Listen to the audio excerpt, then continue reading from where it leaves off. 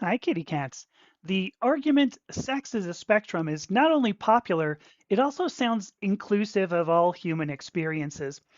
Unfortunately, sex is a spectrum plays into every ugly aspect of conservative anti queer rhetoric.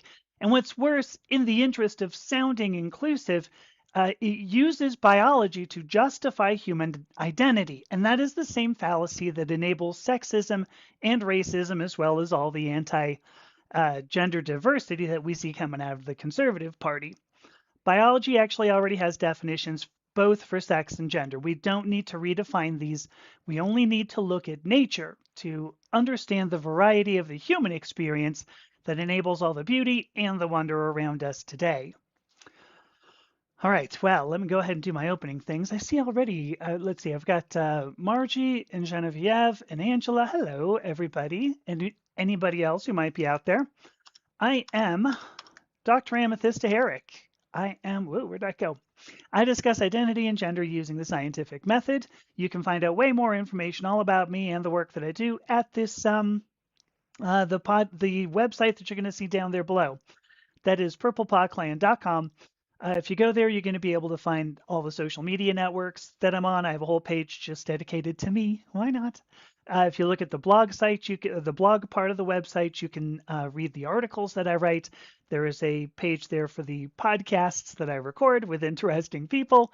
There's also a page where you can join our Discord server, and you can be part of the solution by being part of the discussion and actually hang out with these people, who are in the chat right now, right? And that sounds pretty good. And finally, I do have a page there. You can check out all the hypnotherapy work that I do to help people work through some of these issues with identity and gender. Now, if you'd like to support my work, you can get a subscription on the website for as little as $5 a month. You can also get a membership on some of the streaming platforms I'm on. If you sign up on the website, you also get my free newsletter that publishes about every 2 weeks. And even if all you did was follow me on social media, like and share and contribute, that is beautiful support, and I would love you for it. Finally, I love to publish other people's work, original work on identity and gender. So if you'd like to contribute that, I urge you to email me using the contact page on that website, which once again, purplepawclan.com. Hui. All right.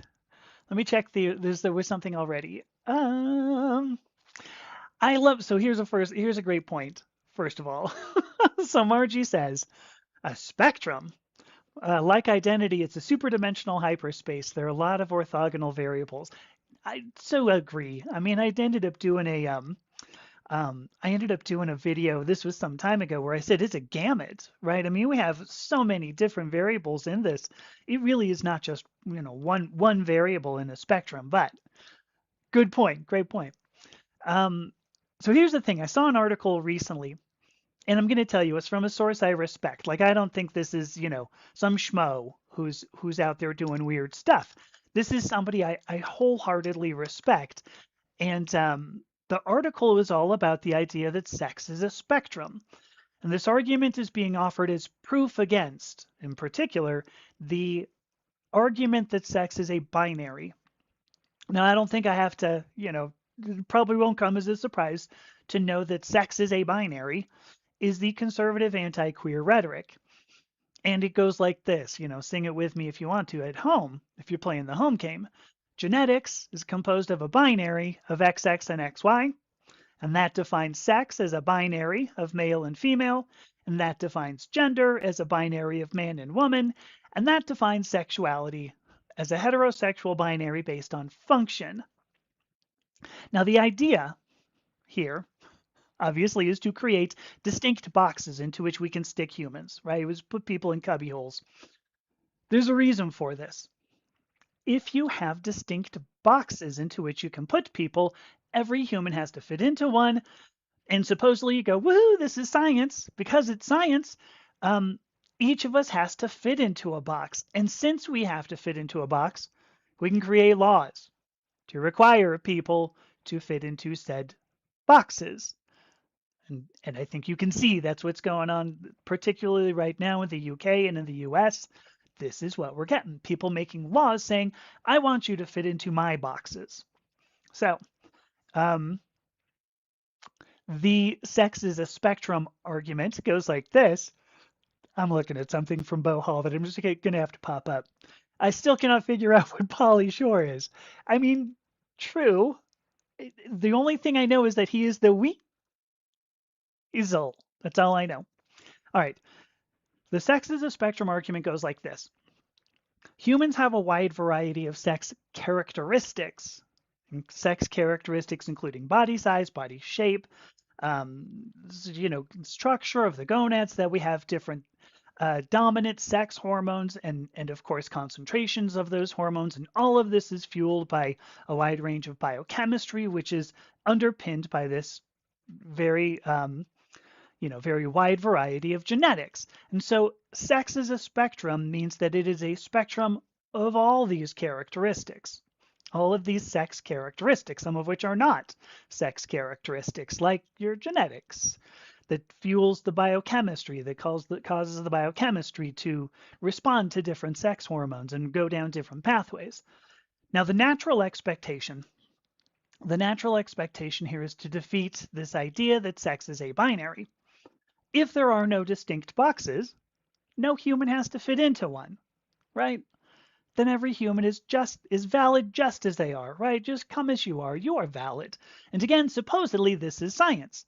We go, woohoo, it's science. Science says you're valid as you are. We don't need these laws to put people into boxes that don't even exist. Now, I think you all know, hopefully you know, I do believe that. I do believe that every human is valid just as they are.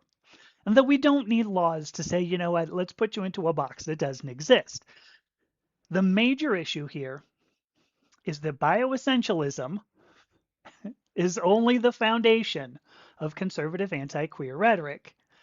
The bioessentialism is not where it ends, right? It doesn't just go, here's sex.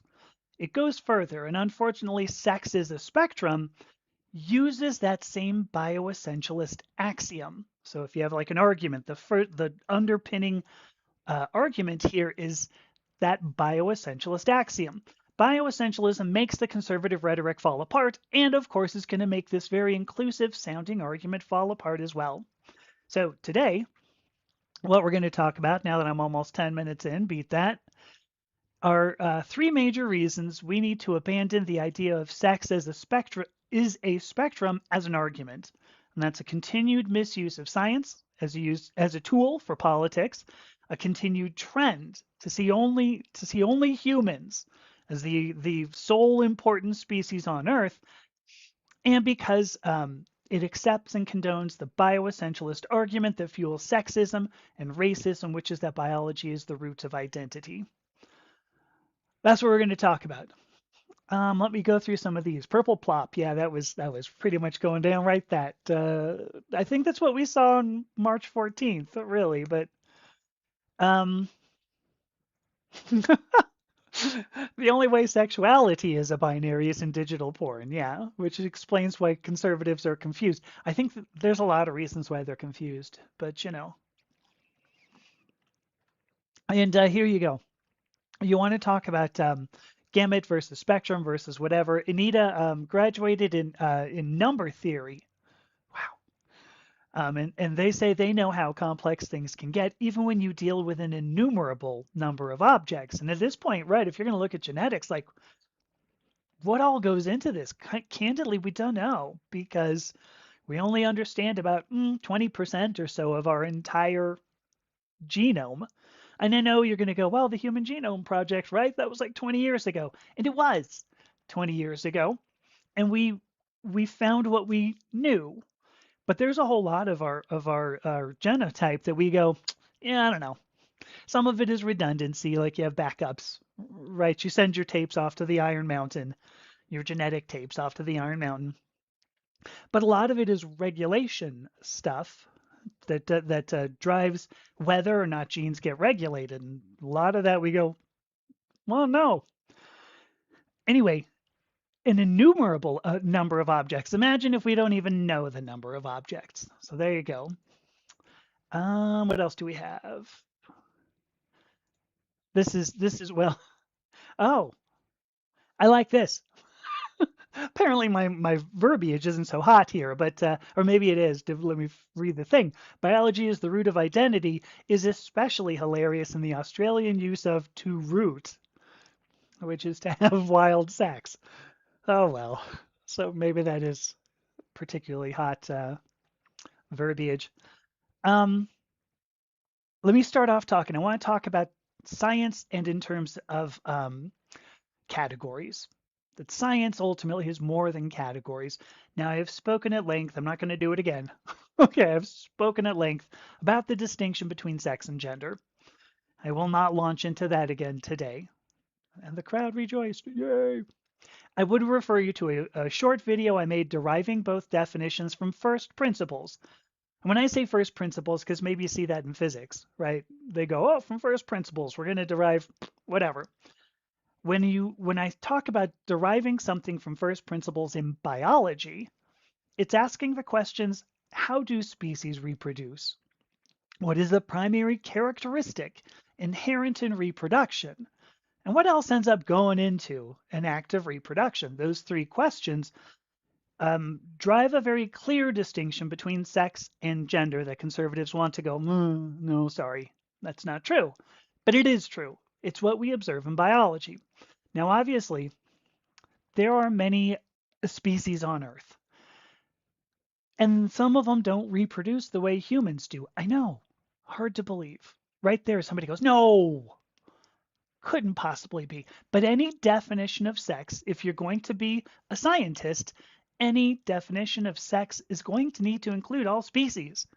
This is the way science works. You can't just make a biology definition and go, well, it's only going to be, humans. It has to include every species from trees to fish to cats to humans. Why? Because that's what a definition does. And now I'm just using the definition of definition, which is kind of fun, like a little meta definition-y thing. And that is part of what science as a whole does, but is not everything. Humans love to make categories, and as a result, we end up with people like Erica who consistently have to defend her existence. Right? Humans love to make categories. This is actually part of how we do science. If you look at, we can go to like the visible spectrum. You have light that appears red to our eyes, right? We give it the label red. We gave it the label red. We have, plants that we love to have in our front yards. We gave it the label grass. Sort of a strange example. I can just imagine like back in the Stone Age, right? They're like, what are we going to call this? Agwan's lawn. What's it call it? Grass? Grass. We'll call it grass. That sounds good. I'll have grass. Um, anyway, many people see science. Many people see science not as a process to understand the universe around us. Oh, hey, hi, MGG. Oh, and Kylie the Bard. Sorry, I missed you too. Um, Many people see science not as a process to understand our universe, but only as a way to generate categories. Like the only useful thing is, okay, let's just make this thing, let's just give it a name, give it a label, and then we're done. And don't misunderstand me. Categories are useful. They do help humans understand. But categories come from humans. Okay, categories are not inherent in the universe. Categories are labels that we humans use. Now, maybe you're going, okay, where's this going? To get back to sex is a spectrum versus sex is a binary, binary implies we can and do categorize organisms. A spectrum implies we cannot define distinct categories for organisms. You'll end up with many definitions and they'll bleed into each other like the visible spectrum, but we can't define distinct categories that we're going to go, there we go, put that person in there. And I said organisms. Really what I mean here is humans. We're going to return to that. I promise. We're going to return to that. So what is true? Like, do we or do we not categorize the universe using science? I said it above. Well, I'm pointing up like that's where the video is. I said it above. Yes, we create categories. We gave the names to every species that's out there. We can go to the species and go, well, let's see, you look like a red panda. We're going to call you the Pandaus redius. Anita's going to drop it in the thing right now. No, no, no. Here's the species for it. We give species names. We name the effect that light has when it impinges on our eyes. We use this science every day. Right, we have the internet, the computers, we have the computers, the internet, computers. We have all of our medical understanding. Science is a backbone of modern Western society. Yeah, we make categories and we use those categories every day because this is how we do some of these things. So when we claim that sex is a spectrum, ultimately this implies that science is not what we observe it to be. It implies, and I'm saying this as a scientist, right? It implies, as conservatives will put it, that we can't really observe genitalia. And I get it. I'm not saying there are not intersex characteristics. There are more than 1,200. I'm not saying there aren't the possibility of injuries. I'm not saying there aren't the possibility of weird things happening, just congenital, birth issues. I get it. There are many reasons why genitalia is not a definition of sex, which is why I don't use that. Go and watch that video and you'll see. But sex is a spectrum ends up making a scientist appear like a philosopher. So what's the meaning of life? Oof. You're going to need a cigarette there. You go, I don't know. Sex is a spectrum implies if we can't know the nature of sex, we really can't know the nature of anything living. Now, this line of reasoning, I get it, is itself rather philosophical. Do normal people think about this, or is this just me? Yes, normal people think about this. Humans love categories, remember? Humans love categories. And a flawed method of categorizing is going to win out over philosophy any day. Any day. I mean, even Einstein, he's made the famous quote, God does not play dice with the universe. Even Einstein, when first experiencing quantum mechanics, said, God, this is really too philosophical to explain the nature of our universe. And that much is true, by the way. I was thinking about this recently. And, quantum mechanics, it's not my thesis today. Here's my point. A spectrum of sex is just too abstract. I said that the concept of sex is abstract, right? Because it has to apply to all species. And that's the next issue that I have with both, for that matter. Sex is a binary and sex is a spectrum. But before I get there, let me check some of these. Oh, this would be awesome. Wouldn't it be great? Bo says, we want to know how you confuse conservatives, have everybody walking around with their annual incomes displayed. Well, wouldn't that go well? They do have it. So when Angela says people have a need to know what a person's exact sex is, they do, but why? Why is that? That's my next point. But like, what does it grant us? Like having a category. Like if I were to say something is red, something is blue, and then I want to make laws about red and blue, presumably, you know, does that make a huge difference? Maybe you will go, well, I don't care if I have like a red law. Well, let's not use red and blue. How about if I use green and yellow? Okay. Like, are you going to regulate green things but not yellow things? Um, it's a category, and it's a human category ultimately. Very true. We do have to include anglerfish in the definition of sex. Sex, anglerfish. There are a lot of fish actually off the Great Barrier Reef. There you go. Speaking of, that are capable of changing sex and changing gender multiple times during a mating season, which is why both of these two comments, sex is a binary and sex is a spectrum, have issues. So let's get to that. So when we look at these two arguments, when we look at sex as a binary and sex as a spectrum, the purpose because I'm looking at this from the science perspective. Why do we need to say this? What are we going to do with this? Why would we make these categories? Why do or don't we want these categories? And the purpose ultimately is to guide politics. I mean, I've said this about a bajillion times too. We're really not concerned with science here. We're not concerned with categories. We're not concerned with chromosomes. We're not concerned with biology. What we're concerned about is trying to find ways to predict and, by extension, control human behavior. Now, maybe you go, wow, that's sort of a grim view of politics. Maybe that view's been affected by the past year of the Trump administration. That certainly has soured me on politics. But even if you look, just saying, if you just look at the branch of philosophy named politics, this is about relationships among humans. And you'll notice you don't define politics until you've defined ethics.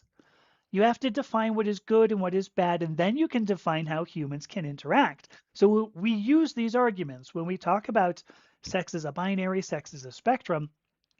We use these arguments not for the benefit of science. Believe me, we use these arguments to create policies because we want to limit human behavior in some way. I mean, remember what I was saying. Conservatives want to restrict some types of identities that they don't like. Now, both of these arguments assume we care only about humans. Anglerfish. Here we go. I'm going to bring this in now. Male I can't say it. Male anglerfish attached to females. Their entire body is atrophied to nothing, which makes them indistinguishable from white evangelicals. Okay, I wasn't expecting the end of that, but we are using these arguments. We assume we care only about humans. All right? We choose to look only at humans when we're defining a universal concept in biology, the universal concept of reproduction, because we figure if we can categorize sex, which implies categorizing reproduction, then we can limit human behavior based on it. And this goes back to what Angela was saying. People think they need to know that. They really got to know that. That's the focus of these arguments. We want to categorize people based on their ability to reproduce so that we can limit their behavior. Have some thought on that at one point. Why do you need to limit somebody's behavior based on their ability to reproduce? It's pretty creepy. This is the conservative focus on anti-abortion laws. This is the conservative focus on like genital inspections at the Olympics. All of this is tied up in the idea that reproduction is very important as a concept. It's a very powerful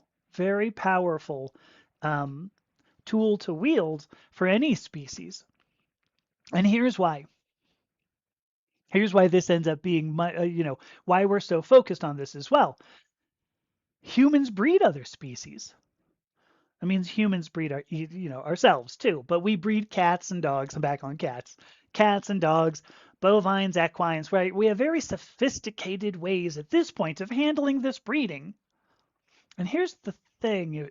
If we can breed cats, if we can breed dogs for behavior, if we can breed cows so that they have tender meat, if we can breed horses so that they're gentle when you're trying to ride on them like nobody does these days, doesn't that mean we know something about it? Like, isn't that part of the science? Isn't that the science? And the answer is yes. Yeah, we know plenty about that science, which implies right off the bat that sex must be pretty easily understood. I mean, shit, you got people in Texas breeding cows, right? And people in Texas sometimes, seem to be a bit dim, right? If you're in Texas, I don't mean you. Truly, I don't. The point being that when you say sex is a spectrum, it implies we don't know about things like sex or reproduction, and we could never understand how to breed.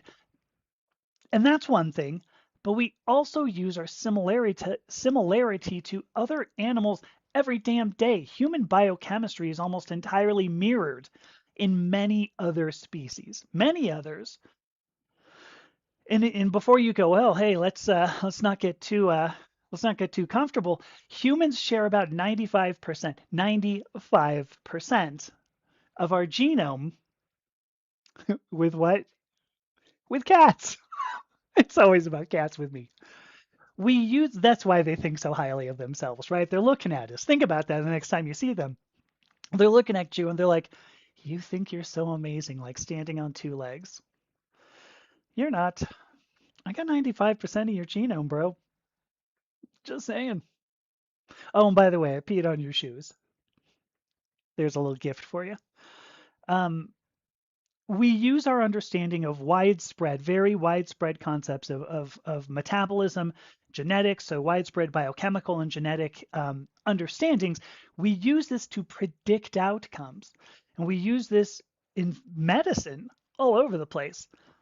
Now, again, maybe you're going to go, it's kind of a subtle point, kind of a philosophical point, that if we can predict breeding in dogs and cats, and if we have this amazing understanding of medicine that predicts outcomes of survival and healing, then saying we can't understand or categorize human sex characteristics is self contradictory. And again, do people believe this? Sure, they do. Sure, they do. There are people in Texas right now probably going, I mean, I've seen commercials, like people who were politicians, and the guy goes, I used to breed cows. Like, I know very well there are two sexes.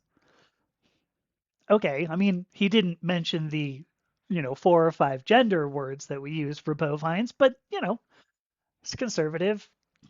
Two and five are about the same, especially if you're thinking about length, right, ladies? Um, so is this a subtle point? It's not that subtle of a point. If we say that we can't understand or categorize human sex characteristics, it's very contradictory to much of what we know about ourselves. So I'm going to get to comments, I swear. Scientifically, I'm just going to say it's hard to buy the sex is a spectrum argument. And it's just like I said, these are subtle, somewhat philosophical points, but the worst argument, unfortunately, is yet to come. And that's using a bioessentialist argument will necessarily accept the foundation of conservative rhetoric. So let me look at what we got here. I love this. Look at this. The meaning of life is to make it the best you can. I'm all over that. The meaning of life is to open up your imagination and let it flow. And do not let drugs interfere with your imagination. The first half of that is great. Kidding, Bo. Um, Oops, did I lose? I did. Okay. Here we go. Here's what Gigi says. They want to control who are members of their congregation and who aren't allowed to have children. Yeah. See, I'm telling you, there's a lot of fear, or there's a lot of reason for us to fear somebody controlling reproduction, anybody controlling reproduction. Reproduction is an extremely powerful tool. Because, I mean, even if you just go back to, somebody like, oh, I'm going to use my canonical example. If you go back to like Emperor Constantine, right? So he was an emperor of the Roman Empire before it was the Holy Roman Empire, right? Roman Catholic Empire, and he had, I think, four or six. So there's like six, I think, members of leaders of Christian sects, sects. Okay, had four or six of them come to him and say, "Listen, we really want you to get rid of the other ones." And one of them said, "Yeah, we call ourselves soldiers for Christ." And Constantine was like, "Uh-huh, uh-huh, uh-huh. Hang on, soldiers. Oh, so if you're going to have children for your God and they're going to be part of the Roman Empire, we could have so many more wars. Oh my God, this is fucking great." And I think you're seeing that now with our war in Iran. Just saying. Anyway, point being that yes, reproduction is a very, very powerful tool, hugely powerful tool. And It's there's a good reason why conservatives really want to know what sex is. Well, they want to not know, but define sex, right? So, and I like, Angela says here her label started off as male and then trans female, and now most people know me as female, who know her as female. I mean, I would use different words there. I would say, masculine or man, trans woman, male and female denote sexes. But I think that's kind of the point, is that these two are really intertwined, really super intertwined, which kind of goes to my next point. So let me go ahead and hit that, because then I can sum up and then we can do something fun, like maybe play the game again, right? Um, the worst aspect of the sex is a spectrum argument, and remember, this was an article written by somebody I have communicated with, like I respect this person. But the worst aspect of the sex is a spectrum argument is that it accepts the foundation, the very foundation of conservative rhetoric. It's the idea that identity necessarily follows from biology. And I'm going to get back to you, Angela. This is what I was going to say. Um, in conservative rhetoric, we'll do a quick recap. Right? Conservative rhetoric says we have clear genetic categories, XX and XY. Why do you need anything else? Those result in clear manifestations of sex characteristics, even when they don't. And that means gender is necessarily commensurate with sex characteristics, even though it isn't. And that means sexuality necessarily must follow the function of sex characteristics, right? This is it. The foundation of this argument is the clear genetic categories, that you can define identity from a genetic karyotype to sexuality to gender and beyond, far beyond. Let me get there in a sec. The foundation is that you can define identity with a karyotype at conception. The logical fallacy that I've pointed out in this argument now for years is that we know who a human is at conception. That you can live for 75 years and all of those 75 years of life can be summed up in a zygote at conception, a fertilized ovum. This is a dangerous belief. Very dangerous belief. This is what fuels sexism. We know women are inferior at conception, right? We don't need to know anything more about them. We don't have to know about their intelligence. We don't have to know about, how big they're going to be. There's an XX karyotype. They must be inferior at conception. This is what fuels racism. We know black people, they're going to be inferior at conception, right? We don't need to know more than their parents. We don't need to. We're going to know that they're going to be inferior. But if you are conceived by white parents, and if you luck into an XY karyotype, we already know. We don't have to say anything else. We know you're going to be superior. All right, now you're probably asking, wow, God, this went dark. How does sex as a spectrum play into that? Because it isn't just sex as a spectrum. Conservative rhetoric says sex is a binary in order to move on to gender is a binary. Two sexes, two well-defined genders. That's the conservative rhetoric. Sex is a spectrum implies there are a multitude of ways that sex characteristics develop, which enables a multitude of genders. Honestly, it's a neat reversal of the conservative argument, but both arguments assume gender is rooted in biology. And while I teach, for that matter, that gender has a component in biology, gender is most emphatically not all about biology. Gender is most emphatically not all about sex, because gender is most emphatically not all about reproduction. So any refutation, if we're going to refute the conservative rhetoric, we have to start at the axiom. Identity, of which gender is a part, is not wholly rooted in biology.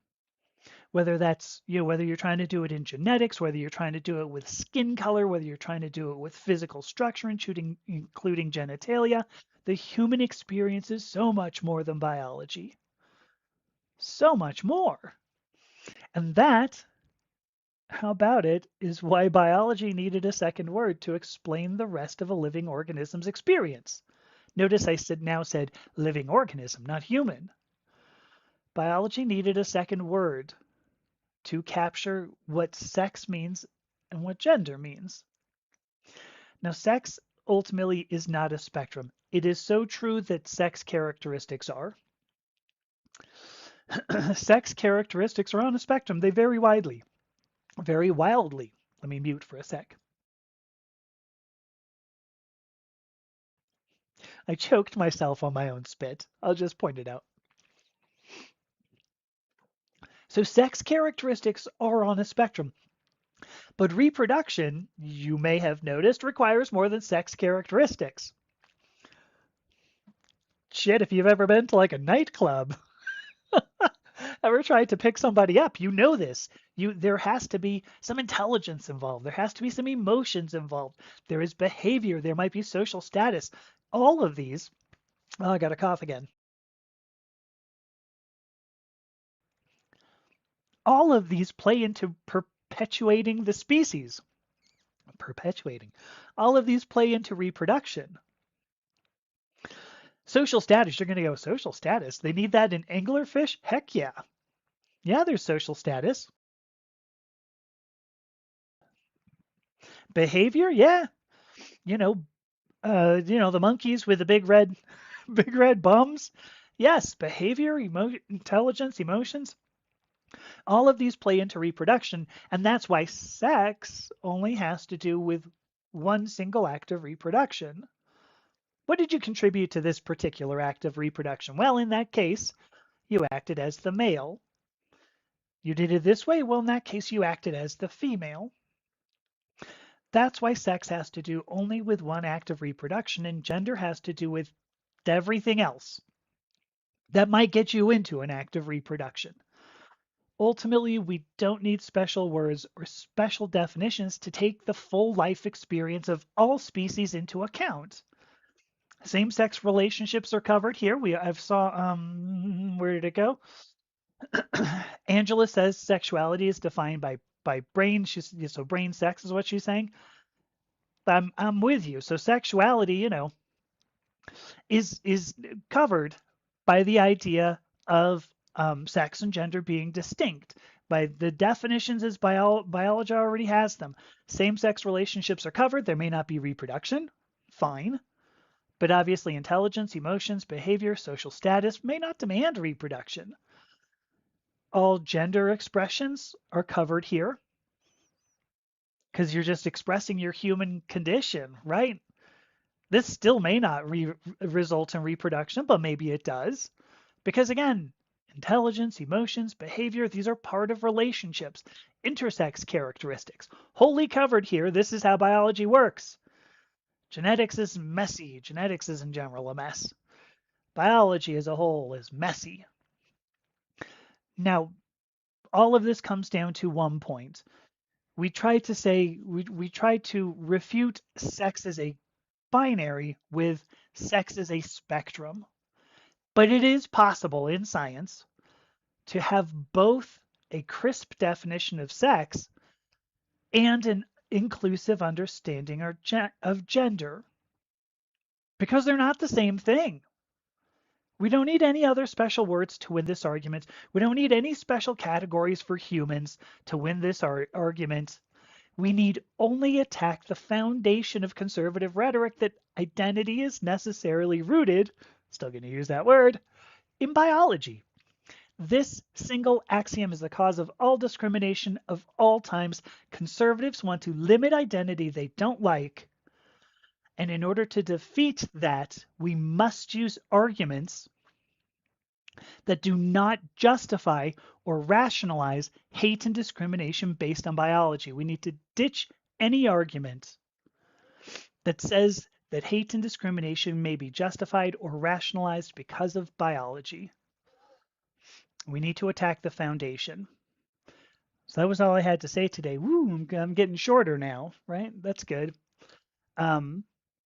We have all we need in science right now. We don't need more and more complicated theories to handle this. Look at this. Margie says the Eastern Orthodox Church was founded from a competition between various faiths, including Islam. The deciding factor over Islam was alcohol. I was unaware of that. Bo Hall's going to be pissed off about that, aren't you? I'm kidding. Um, this is such an amazing point. Anita says they believe a lot of the feel a lot of the freedoms we gained over the 20th century were possible because we stopped panicking about dying out as a species. I I like that idea. I think that's a great point. I think it's a really good point. Um, when you, I mean, as I did a live stream, right? I don't know, a couple months ago, who knows, where I talked about, hey, Louise, sorry, Louise. Um, I did a live stream where I talked about the early history of Christianity, right? That you had Romans who were like, oh, I think we're going to sell all I got, stop being Roman and go do this. And the Romans went, what? No, no, no, no, no, no. The fear of dying out, the fear of becoming obsolete, the fear of like your little clique, whatever it might be, or empire, whatever. Could be the mean girls at school, could be the Roman Empire, same thing when it comes down to it. Hello, Paleobite. AVP No Life. Hi, good to see you again. Um, the fear of losing whatever it is that makes you relevant or pertinent is really real. I mean, I think it's hugely real. And humans, yeah, we used to be really frightened about dying out, and I'm gonna go along with this. I think this is a really amazingly, really amazingly good point that our freedoms actually expanded because we went, we don't have to worry so much about dying out. I don't think that means that conservatives aren't still very um, highly focused on controlling reproduction, but apparently they don't. They're still afraid of dying out. And why is that? If you're a conservative, ask yourself that. Why are you so afraid of dying out that you need to limit somebody else's behavior? Is it because you don't believe that you really are right about everything you say? Just saying. Just asking. Wow, I don't know. Now we've got stuff about peppers. Ouch. Ghost peppers. Ow. Um, I just still love this one. I'm still going to pop it up because I still love it. One of my favorite old saws. I'm pansexual and demisexual, so my sexuality is pandemic. I get a big kick out of that. Here's Louise. Louise says, "Hey, hi, Louise. Good to see you." Um, See, this is interesting. Oh my gosh, wait a minute. Hang on. I didn't know this about you, Angela. I'm going to go ahead and read this. I've never had sex for reproduction as I didn't have sex until after bottom surgery. Wow. I got to tell you, that's pretty sweet. Um, I don't know. I'm trying to think about. I mean, I was 52, so I think I would have been really frustrated, if nothing else. But I think you were under 30, if I remember, Angela. That's pretty cool. I like that idea. I really like that idea.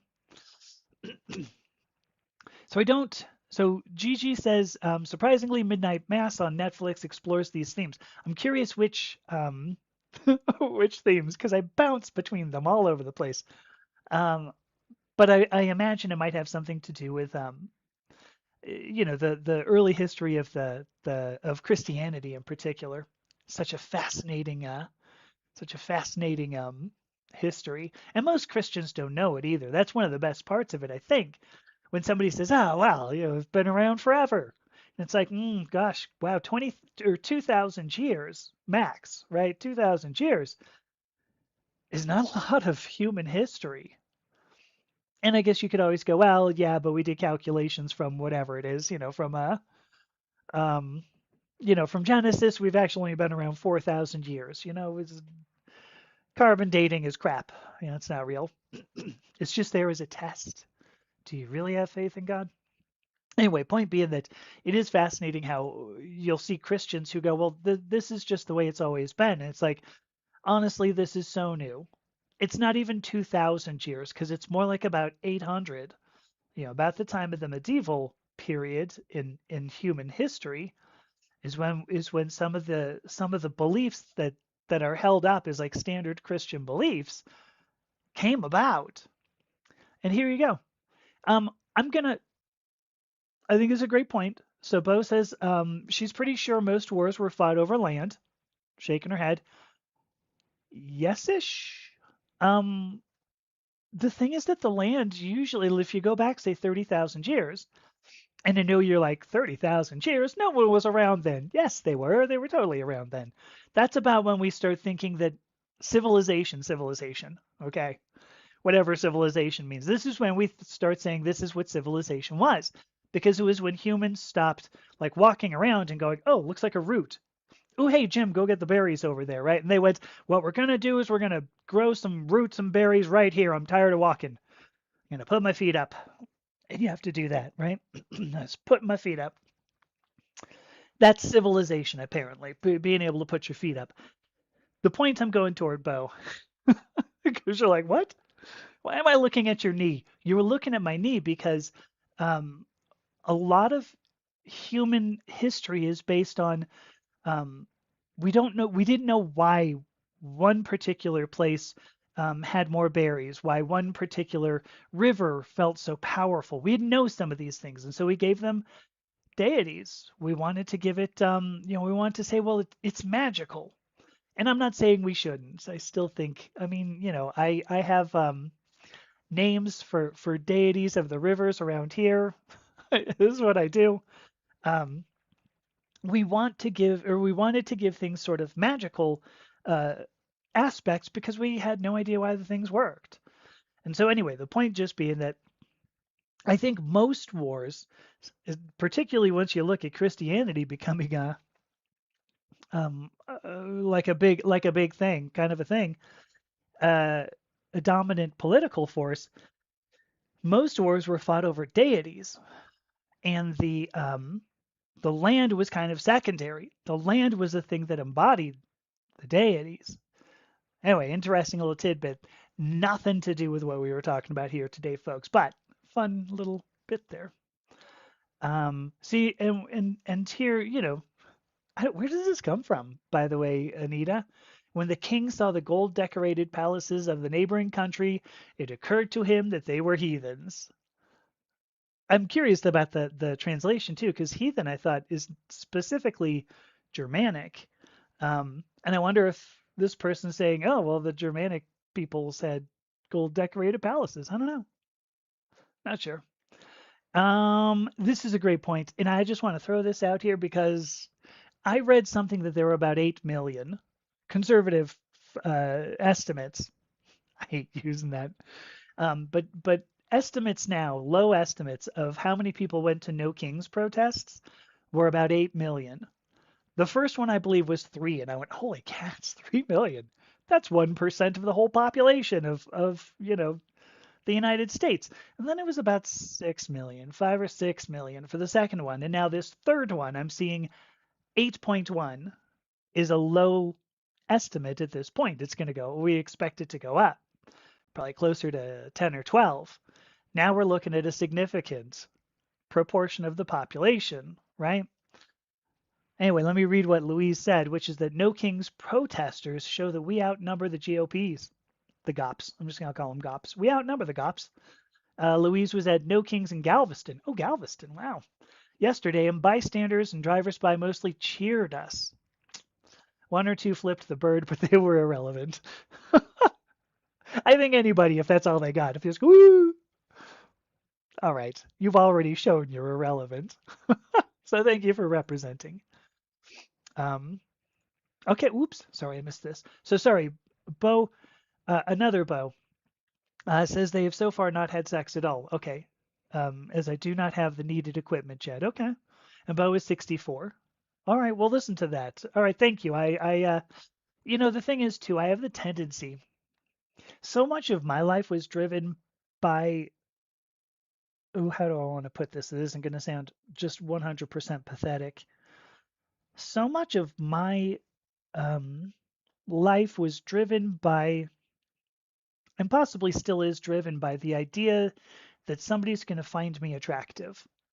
So, a lot of my early like sexual behavior, how about my promiscuity? I'll just say that was driven by, yeah, if somebody wants to have sex with me, they must really like me, which is untrue, of course. I'm sure there were plenty of people who didn't really care for me, but still were willing to sleep with me. And so the point here is just to say that I tend to forget because I don't completely understand the idea of being asexual as well. And we don't have Duke here. Shame Duke isn't here, but I tend to miss that, which means almost always the things that I say, there's going to be somebody who comes in and goes, "Oh, you forgot me," and I went, "Gosh, I know, I'm sorry." And I am sorry because there's I can understand things in my way, and unfortunately, the way I understand some things may not always be completely inclusive of all human experiences, which is why it's so important to be inclusive of all human experiences because it's not yours. So there you go. You're not going to know. Let me see. So Anita also says no specific equipment needed. Well, that's a good point. Um, they themselves doubt that they'll be able to get bottom surgery within 20 years, and they're 55. Oh gosh, this is a beautiful. A lot of history is based off self-pity. Oh, isn't it? I think there's a whole lot of World War II wrapped up in what you just said there. Just saying. Um, Here's another really good point, and thank you. This is a great point. Um, Gigi says some of us lived asexually because of purity culture or repression, not because of desire. It's an excellent point. And, when I grew up, or as I was growing up, because it's not like I've grown up yet, right? Um, as I was growing up, both of my parents were very much, they're just like, ooh, no sex, no, no, it's not a thing. It doesn't exist. And I said, how did you have four kids? And they said, ask me a different question. Ask me something easier. Don't ask me why I had sex at least four times in my life. Um, anyway, it was a very taboo subject. And so I think that helped fuel what I did when I got to graduate school. Because to be totally on the level here, and I don't want to go way off on this, but I went off to Georgia. So I was like 20, whatever, 3. Yeah, I was 23, turned 24 actually, like 2 weeks after I got there. Yeah, about 2 weeks after I got there. And like I just threw myself into any sexual encounter I could find. I was like, this will be great. Oh my gosh, you for reals? Look at this. I can get laid by anybody. And it was kind of true. But I think I did that because of purity culture, repression. And so I swung the other direction so hard. I have the feeling there were, windows that broke, as a result. So, all right, that was a good point. Oops, sorry, wrong thing. Although Kelly Park, thank you for joining. Um, and I think Bo looked like Bo said the same. That Bo agrees that it's part of purity culture or repression. So, all right. I get 253. I mean, I say we can play some of the game. I can take a quick 5 minute break. I don't know if that's quick. 5 minutes is quick enough. I will pull out the pull out the game in the meantime, but let me go ahead and do the final summary one more time, which is just to say that as we look at defeating any kind of rhetoric, whether it's purity culture, repression, somebody trying to control reproduction, what we need to do is attack the foundation of every hate and discriminatory practice that there is, which is that identity has to come from biology. Yes, identity has a component of biology, but the human experience is not defined by your karyotype at conception. The end. Do I have a? I don't have a mic, but should I do that? Is that what I need to do? Like a mic drop? Um, Do you know, I did a video. I'm trying to remember what I said. I don't even remember what it was, but I did a video. I have a wireless mic in the other, you know, in the thing over there, my closet. So anyway, I did a video, and in it I said, I did this big long rant, and then I held up this microphone that I was not using just for a joke, and I turned my hand and then I dropped it. And the final video was great. In at least two or three of the times that I was recording that, I was like, yada yada yada. Oh, at least two or three. That's the way my filming process goes. Oh, look, I have the Rune Lich here as well. Hello, Rune Lich. Okay, I'm gonna take a break. Um, I'll fire up a super. What is it called? Super Lesbian Animal RPG, and we'll have some fun with that. And yeah, so I'll be back in 5 minutes. Thanks. I don't know what the thanks was.